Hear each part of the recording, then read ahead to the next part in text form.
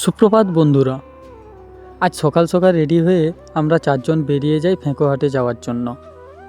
এরপর আমরা গল্প করতে করতে পৌঁছে যাই ঘুঁটিয়া। ওখানে একটু দাঁড়িয়ে তারপর আবার আমরা বেরিয়ে পড়ি হাটের উদ্দেশ্যে। একটা জিনিস দেখে খুবই ভাল লাগলো যে ঘুঁটিয়ার এই রাস্তাটাতে কাজ চলছে। সেই ছোটোর থেকে দেখে আসতাম রোডটা একই রকমেরই থাকতো। গিধনি থেকে চিচিড়া পর্যন্ত আসার রোডের মধ্যে সব থেকে খারাপ অবস্থা থাকতো এই জায়গাটার।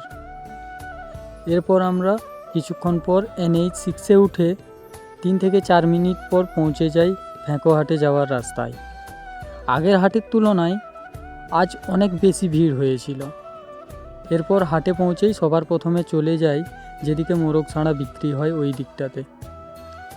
ওখান থেকে আসার সময় দেখলাম একটা কাকু একজোড়া পায়রা নিয়ে বসে আছে। পায়রাগুলোর কালারটা দেখে খুবই সুন্দর লাগছিল। এদিকে ভাই হাঁসগুলোর দাম জিজ্ঞেস করে নিচ্ছিল। এরপর হাটে আমরা কিছু বাজার করে একটু ঘোরাঘুরি করে বেরিয়ে পড়ি বাড়ি আসার জন্য। ভিড়টা দেখো সেই সকাল থেকে একই রকম আছে, একটুও কম হয়নি।